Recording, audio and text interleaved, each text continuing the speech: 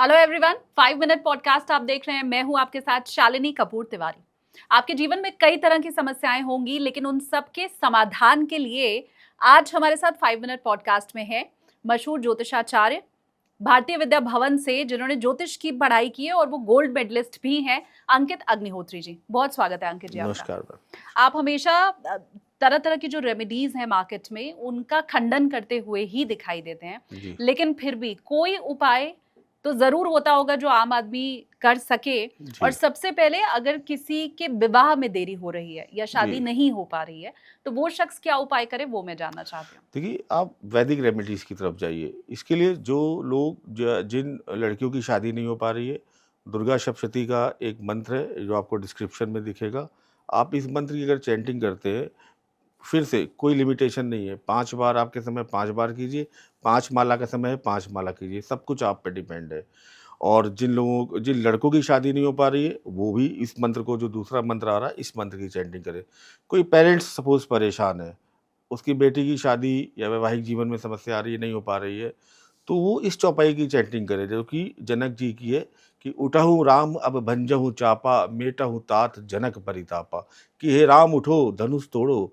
और जो पिता श्री जनक है, इनका जो एक एक वो है इनके मन में कि कोई धनुष तोड़ पाएगा कि नहीं तोड़ पाएगा, उस शंका का समाधान करके सीता का विवाह हम्म, करो सीता से। इस तरीके की रेमेडीज़ आप करते हैं तो फ़ायदा मिलेगा आपको। हम्म, एक रेमेडीज़ और बताता हूँ, जैसे विमान दुर्घटनाएँ बहुत हो रही हैं या गाड़ियों में, रोड में एक्सीडेंट हो जाते हैं, तो उसका 2 कारण कीजिए आप। एक तो भगवान की कोई मूर्ति आप वहाँ पर मत रखिए। उसका कारण ये है, आप फिर से डिसरिस्पेक्ट, आप सिगरेट पी रहे हैं उनके सामने बैठ के, गणेश जी बैठे हैं गाड़ी में, हनुमान जी लटक रहे हैं, वहीं शराब के पैक चल रहे हैं, पहाड़ों पे जा रहे हैं। तो कहीं न कहीं आप किसी का सम्मान नहीं कर सकते, तो उसका अपमान मत करो।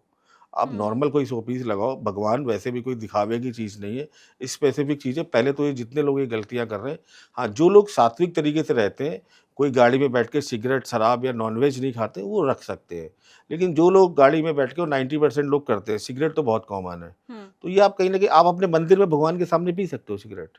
नहीं पी सकते ना। कभी नहीं। लेकिन आप गाड़ी में रोज़ पीते हो, जब ट्रैफिक जाम में फँस जाते हो, आप पहाड़ों पे जाते हो तो आप गाड़ी में ही शुरू कर लेते हो। ये मत करो, आप बचोगे, कहीं न कहीं कृपा आएगी। दूसरा, रामचरितमानस की एक चौपाई है, चलत विमान कोलाहल होई, जय रघुबीर कहीं सब कोई।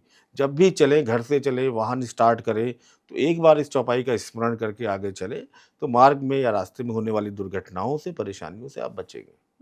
एक और परेशानी बड़ी कॉमन है, शादी तो हो गई, आपने जी। उसका मंत्र बता दिया, उसके बाद संतान ना होना, इससे भी लोग बहुत परेशान हैं, आईवीएफ करवा रहे हैं, अलग अलग डॉक्टर्स के पास जा रहे हैं, तो उसकी भी कोई रेमेडी है क्या? हाँ, एक तो बहुत अच्छा मंत्र है, ओम देव की शुद्ध करके ये मंत्र है, इसकी चैंटिंग करना शुरू करें। जो हमारी जो महिलाएँ, लेडीज़ हैं, जिनको कंसीव करना है। उसके अलावा बृहस्पति संतान का कारक ग्रह है, तो मैं ये नहीं कहूँगा कि आप पुखराज पहन लो, ये पहन लो, कुछ भी नहीं। बृहस्पति को ठीक करने का तरीका है, किसी गरीब बच्चे के एजुकेशन में हेल्प करें। जो भी आपके आस-पास गरीब बच्चा हो, आपके घर में बहुत सारे लोग काम करते हैं, उसकी साल भर की फीस सिल दे दें। सरकारी स्कूल में फ़ीस बहुत ज़्यादा होती नहीं, कॉपी-किताब दिला दें, कुछ अच्छे काम करें जिससे कि बृहस्पति का कारकत्व बढ़े।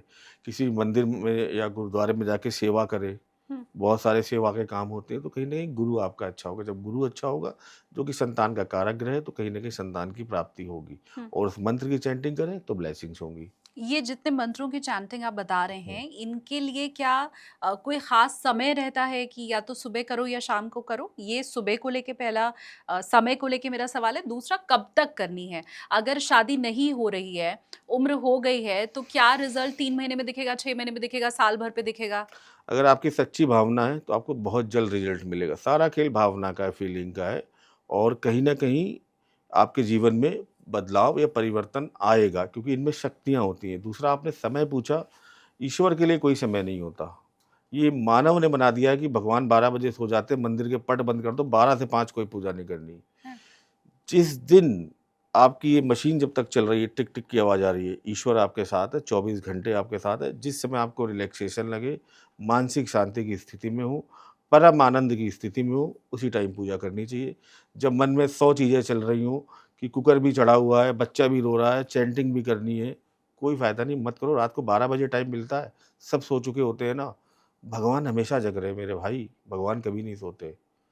तो आप 12 बजे रात को बैठ के करो, आपको कंफर्ट लग रहा है। सुबह 4 बजे शांति है, मन लग रहा है, सुबह 4 बजे करो, कभी भी करो। ऐसा नहीं है कि भगवान का ऑफिस केवल सुबह 7 से 11, शाम को 5 से 9 खुलता है।